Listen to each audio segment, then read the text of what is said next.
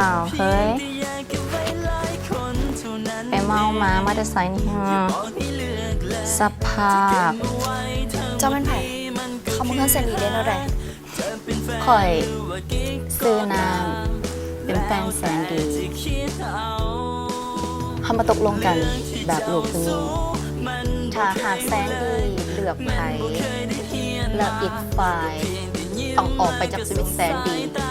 ที่จัดการอีกเรื่องนึงนะเดี๋ยวไม่ต้องห่วงทำท่าไปเป็นเพื่อนเจก็ได้นกที่อยากเห็น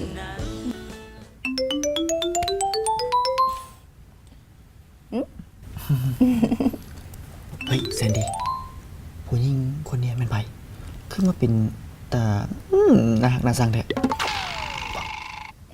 คนนี้วะแฟนเก่าเขานี่นะแฟนเก่ากะเดียวว่าเมียนพูดใดที่เทศกับแฟนเก่าบ้าแสนดีแฟนเก่าจังไดแสนดีก็ยังบ่มีไผเขาก็ยังเป็นแฟนกันอยู่บ่แม่นอ่ะบาดแผลหอยซ้ำแฟนกันยังคงวนเวียนวุ่นวายเจ็บแทบตา เฮ้ย ย พอ เรามายามพี่น้อง และที่สำคัญ เรามาชวนเขาไปอยู่ต่างประเทศนั้น ส่วนไปอยู่ต่างประเทศเฮ้ยแซนดี้เรื่องนี้ตัวก็บอกปรึกษาเฮาซะก่อนแล้วตัวคิดว่าจังไดนี่ไป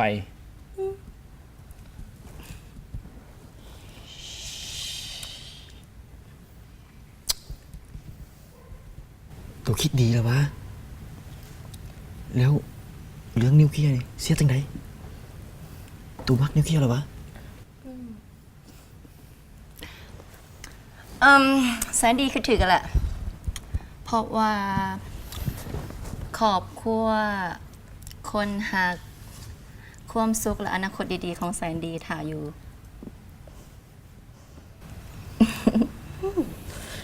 เตื่อยตาบวไหวแล้วแต่ถ้าขอโตก่อนเด้อเรื่องแบบนี้นะ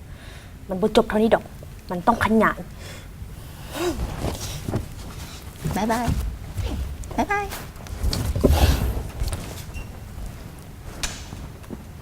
ตัวคิดดีแล้ววะนะเดี๋ยวไปอาบน้ำก่อนโอเคไปอาบน้ำบ่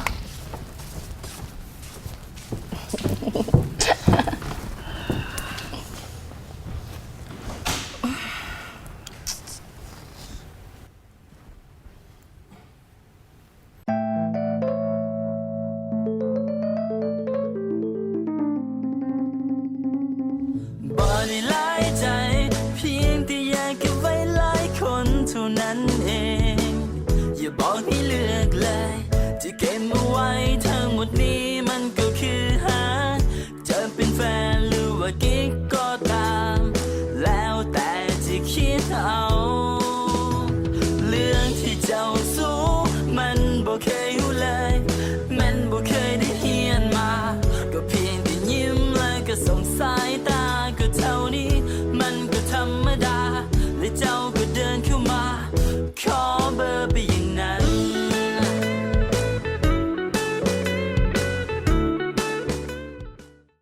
บุไปให้ป่ะ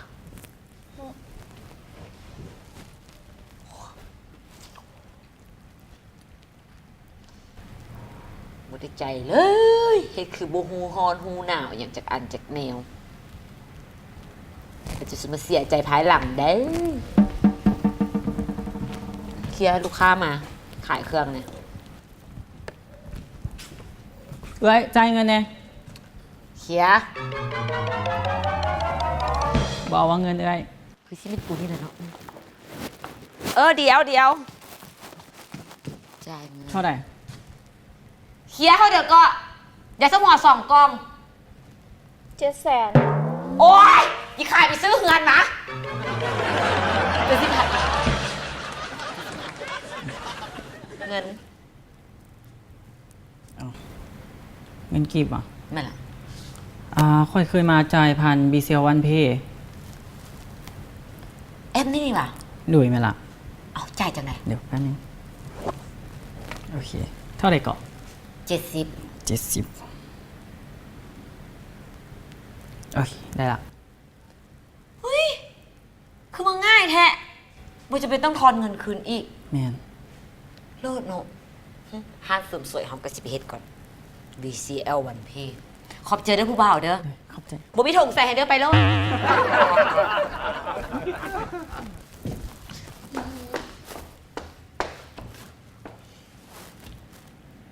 ป้าน่ะบ่อยากไปหาเขาเฮ็ดหน้าลอยอยู่ เครื่องก็บ่ไปขายจังได๋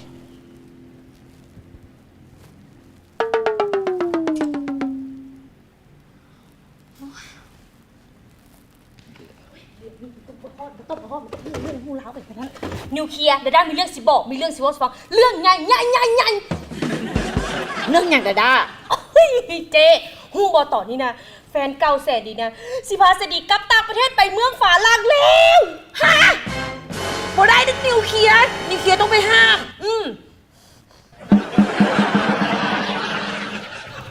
ปิ่งเขาต้องไปห้าม เขาอยากไปก็ปล่อยเขาไป อ้าวแต่นิวเคลียร์ก็ห้ามได้เด้ มันเกี่ยวอย่างกับเพียร์ล่ะ ไปห้ามแล้วนะเพียงแต่เคลียร์นะไปบอกความรู้สึกที่แท้จริงของนิวเคลียร์ที่มีต่อแสนดี เท่านั้นแหละแสนดีก็มุมไปแน่นอนนอกเคลียร์นอกไปเนาะไปเนาะนิวเคลียร์ต้องห้ามได้ ขั้นเขาอยากไปก็ปล่อยเขาไปรถเจ โอ้ยสุมาวาวอย่างซีทอไปเนาะไปเรื่องนี้มันเกี่ยวกับเคลียร์อะไรเนาะ อุ้ยไปแล้วนะ คำบุกเกี่ยวกับเคลียร์มันเกี่ยวกับเจ๊เองมันเป็นเพื่อนเจ๊ซะนะถูกต้องเจ๊จะไปทวงบัลลังก์เมียหลวงคืนไปกับเจ๊ไปทวงก็แต่งดีคืนกับเจ๊ไป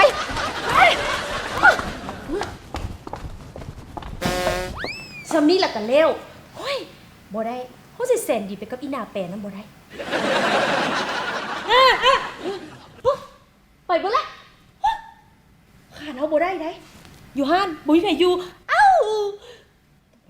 ปาห้านคำซุกไอ้ลูกคำซุกมาไวขนาดเลยคำซุกมานี่ลูกน่ะเฝ้าห้านหาแม่โดยได้สิไทย คำพูดแบบสิแหละบาดแม่กลับมาแม่เสียวน้ำแดกกับน้ำเขียวมาถวายโอ้ยกระจางซี่ลูกเราเฝ้าห้านถ้าผู้ใดมาบ่ต้องขายพี่ทัดบังห้านบังคูบักตาไว้โลดพอแม่จะต้องไปเคลียร์เรื่องนี้ให้มันสำเร็จพ่อแม่จะบ่ยอมให้แสนดีไปกับอีนาแปรนั่นแน่นอนฝากแม่โอเคดีเลยไปแล้วผมโอ้ยบ่ได้ห้าเขาได้เจ๊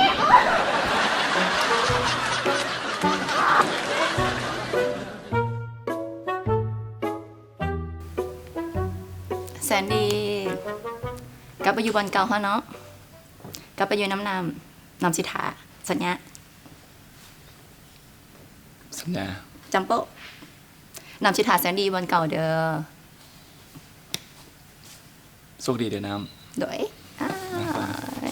กลับไปไวๆเด้อคิดฮอดถ่ายอยู่บอนเก่านะกลับไปอยู่น้ำกัน แสนดีเฮ็ดหยังหัน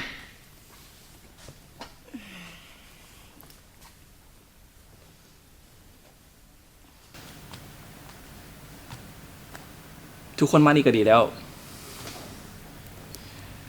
มื้อนี้แสนดีมีอย่างสิบอก อาทิตย์หน้าแสนดีสิกลับต่างประเทศแล้ว และอาจจะบริกรรมมาอีก ฉะนั้นขอลาทุกคนมื้อนี้เลย แล้วก็ขอบใจทุกคนที่ต้อนรับแสนดี แบบเอื้อย แบบน้อง แบบหมู และหมูที่ดีที่สุด ขอบใจอีหลี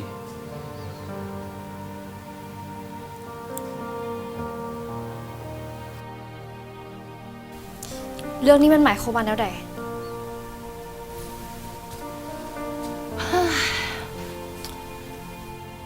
มันก็บ่ได้มีความหมายหยังแต่ก็ขอบใจเพิ่นเด้อที่เฮ็ดให้เรื่องทุกอย่างมันง่ายได้ทบีเขาก็คิดว่าแสนดีอยู่บอนนี่และมีความสุขดี กับฮักขังใหม่ กับแฟนใหม่ แต่ความจริงแล้วมันโมแมนเขาคิดว่าดีแล้วแหละที่แสนดีจะกลับไปอยู่บอนเก่าบอนที่เราเคยมีความสุขบอนที่เราจากมาทบีเขาก็คิดว่าแสนดีอยากอยู่หนีแห้งจนบ่กลับไปหาเขาจนเขาต้องแนะนำมาหาเอง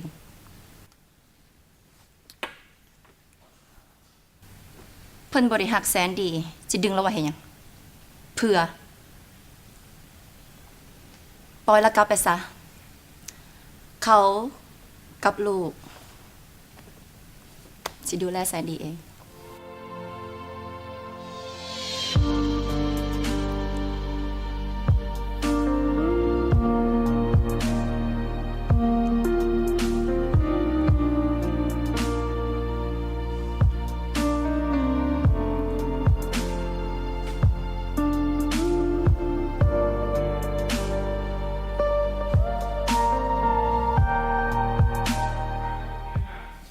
สนับสนุนโดยเคลียร์เย็นสดซื่นคันแคร์บกลับมาอีก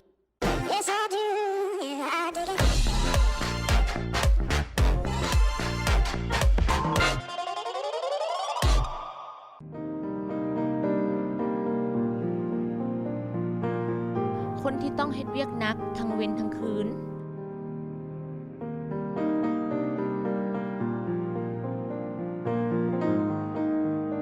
ไก่มั่นใจในน้ำยาหยอดตานิววีโรโตที่มีสารคอนไดตินซูลฟัตวิตามิน B6 และกรดอะมิโนช่วยเบิงแย้งดวงตาบรรเทาอาการเมื่อยและคันตา เพื่อสุขภาพดวงตาที่ดี แซนดี้ตัวเฮ็ดจังอยู่ตอนนี้ กินน้ มันบ่แม่นน้ำนี้อันน้ำแฟนเก่าตัวนะ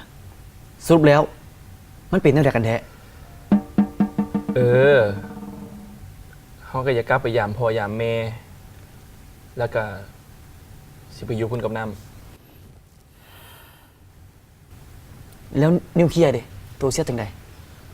ำนิวเคลียร์ป่ะ เราก็อยู่กับพ่อกับแม่เรา อยู่กับพ่อกับแม่ อันที่เราเห็นตัวเมาทุกๆมื้อนี่นะบ่แม่นตัวคิดเรื่องนิวเคลียร์ป่ะ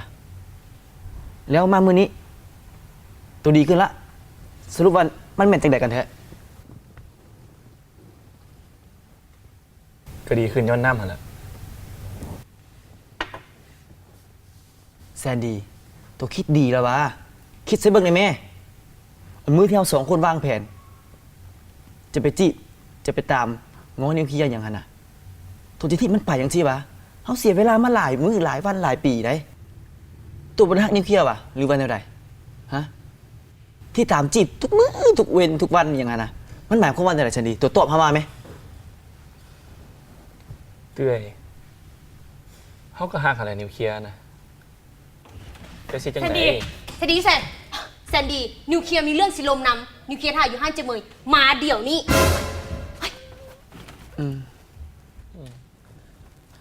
อันนี้ก็มาไวไปไวปาน 4G เห็นอย่างนั้นเลยแตะผมยังไม่ได้บายตัวคิดดีๆได้เสียดหยังกะคิดใส่ได้ที่ผ่านมาหั่นน่ะผมไม่เห็นสิเอาอันนี้มาเป็นแค่อารมณ์ชั่วคราวแล้วเราตัวสิตัดสินใจไว้แบบสิ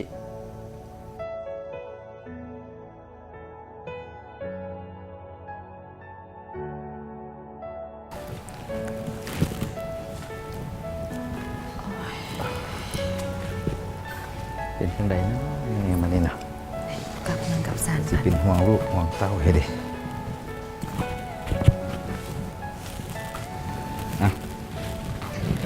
อากาศเย็นๆอย่างซี่คือบ่เข้าไปนั่งท่าลูกอยู่ในแม่มัน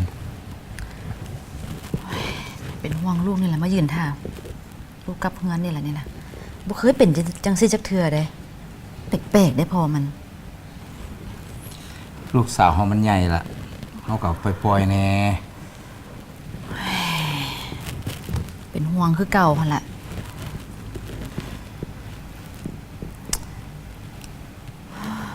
แปลกๆแล้วยานนี้เห็นลูกหน้าตาบ่ค่อยดีนี่นะ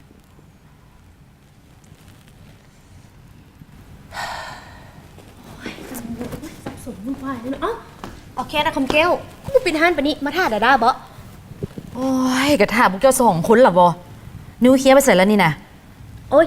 ลืมบอกเลยมื้อนี้สิมาขออนุญาตเอาแคนกับปากคำแก้วเพราะว่านิวเคลียร์สิไปนอนบ้านเจเหมยดาก็สิไปนอนนำเพราะว่ามื้อนี้นะ2 คนนั้นเขาจะมีเรื่องล้มกันยาวเลยโอ้ยบอกว่ามื้อนี้ทั้งมื้อน่ะไปเจอเรื่องราวบ่ดีมาเรื่องราวซวยเรื่องอะไรที่พ่อบาดหูบาดตาบาดใจบาดทุกสิ่งทุกอย่างโอ้ยคนหนึงกับปากแข็งคนหนึงกับความรู้สึกบ่ตกกับตัวเองคนหนึงกับมักทำให้จิตใจโอ้ยดาละอกใจนี่มันก็บ่คือความพักของดาว่าป้านอกจากมันจากใดเด้ว้าของดาเนี่ยลาบลื่นดีแต่ว่านี่มันเป็นอะไรมันโอ้ยมันเห็นแล้วมันอกใจแท้มันหมื่นแทนนี่เนาะ ดาดาเอ้ยดาดาหลานไม่ยังเฮ็ดก็ไปเฮ็ดก่อนไป โอ้ลืมดาด้าต้องเอาเครื่องให้นิวเคลียร์ถึงจะได้กะยาดาด้าครอบเดิมมื้อนี้นะเพราะว่าดาด้ากับนิวเคลียร์สิไปนอนน้ำเจเหมือนต้องไปเอาเครื่องคนเครื่องไปให้แล้วก็สิไปนอนโทษพูดหรือนอนเสิร์ชแย่งจมกันไปเบิดเลย จังซี่แหละ ดาดาก็คือดาดาแหละบ่ฮู้จักหยัง แล้วเป็นจังได๋ล่ะบัดนี้นิวเคลียร์คือบ่ครอบเฮาได้จักคำคือบ่บอกมันจักคำเดี๋ยวนี้นะเด็กน้อยสมัยนี้ละเป็นจังซี่เนาะไปใส่มาใส่แล้วบ่ว่าบ่ว่าจักคำแล้วเฮ็ดให้พ่อแม่เป็นห่วงโอ้ตาย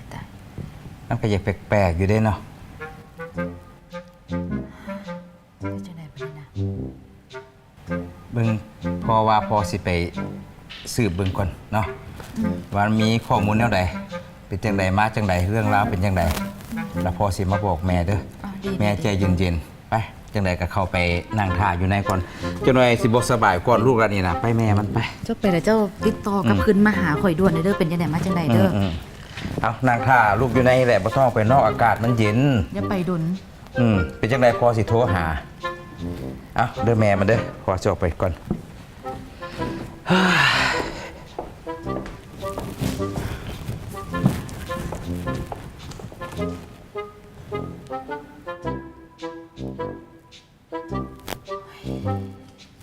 เป็นหยังเนาะนี่เนาะเรื่องอีกขึ้น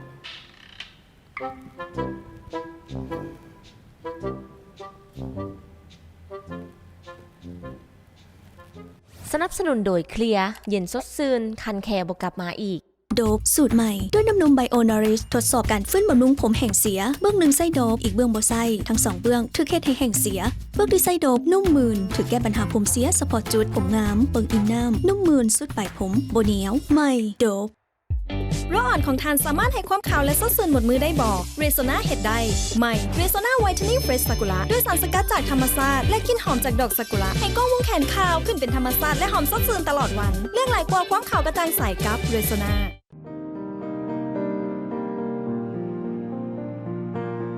คนที่ต้องเฮ็ดเวียกนักทั้งเว้นทั้งคืน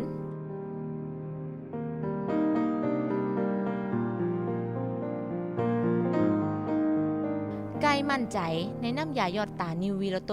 ที่มีสารคอนไดตินซูลฟัตวิตามิน B6 และกรดอะมิโนช่วยเบิงแย้งดวงตาบรรเทาอาการเมื่อยและคันตา เพื่อสุขภาพดวงตาที่ดี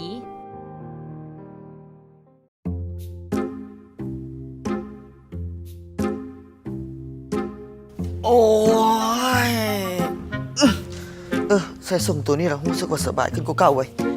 เฮ้ยอันนั้นนะจักเป็นจะได้หู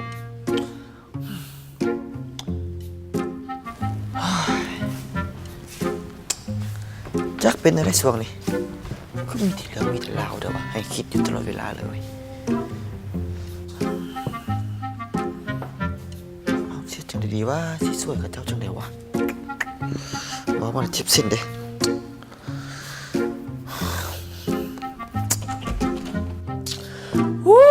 เนาะไม่อย่างมันคือเป็นยังสิครับชีวิตของเตื่อยวะมีอะไรหลายกระดับร้องเถอะ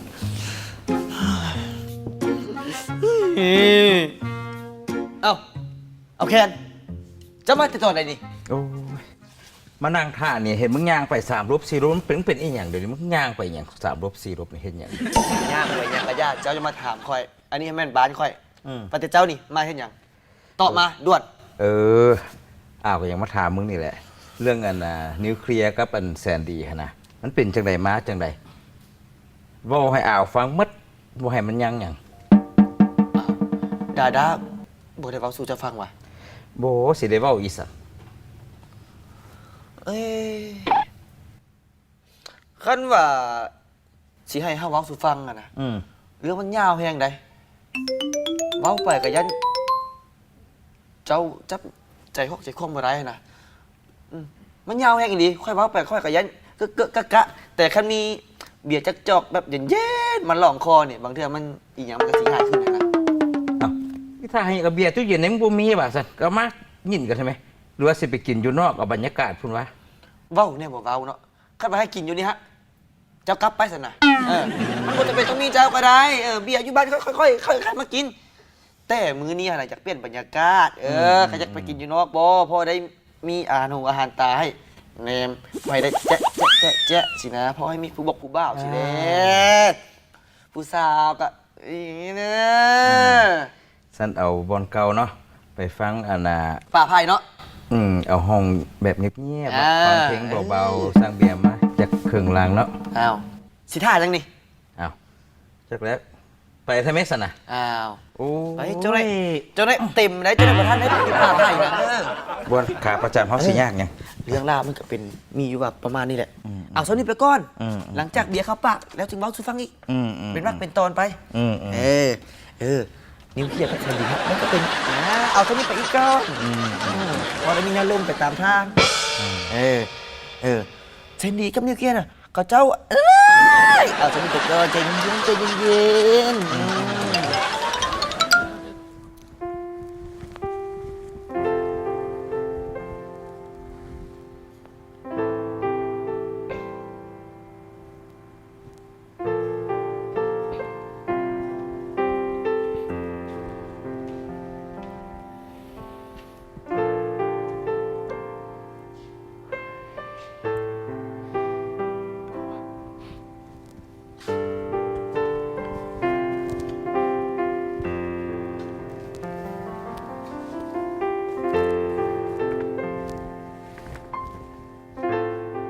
เคลียร์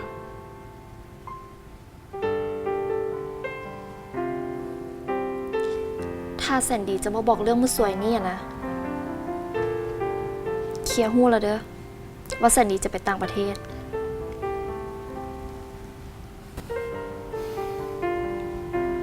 คือตอนสวยอะนะ คนมันหลาย ก็เลยสับสนวุ่นวายกัน แสนดีมานี่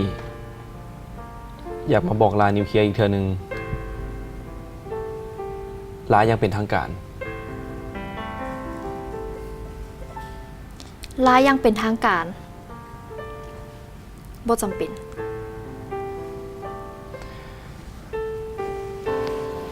จำเป็นตัวพอแสนดีเคยบอก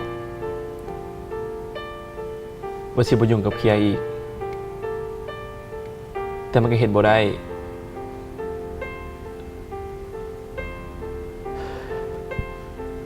จังในแซนดี้ก็สิไปแล้วแซนดี้อยากบอกว่า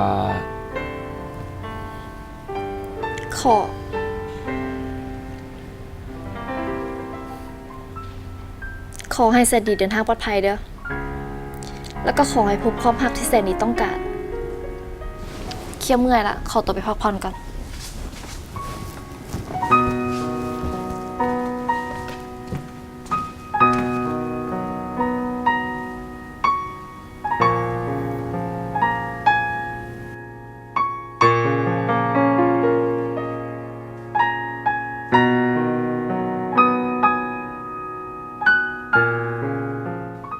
เด้อแซนดี้สิ่งของที่จำเป็นเอาแพ็คใส่กระเป๋าไปให้ละไปแล้วกันที่มาได้เพราะว่า บางเทื่อเขาก็อาจจะได้อยู่คนเลยได้ เจ๊เขาไปในเมืองแสนดีนะ เห็นมันกอดกับแสนดีแล้วกอดแบบ โอ้ย ก็จะหิวเพลงเนาะ แล้วบุได้มีแต่เจ๊เห็นไหนเจ๊นะเห็นใจนิวเคลียร์ที่ต้องได้ไปเห็นภาพจากฟันคือว่ามันก็จะไหนขอบใจเพื่อหลายเด้อที่ว่าปฏิเสธแสนดีเฮ็ดให้แสนดีนะ ตัดสินใจได้ง่ายขึ้น จังไดก็เจ้มือก็ซอยแน่ซอยคือสมมุติผู้ใดซอยได้ละอันนี้คิดถึงแต่เจ้มือเนี่ยที่จะซอยเรื่องนี้ได้ บ่ได้หลาย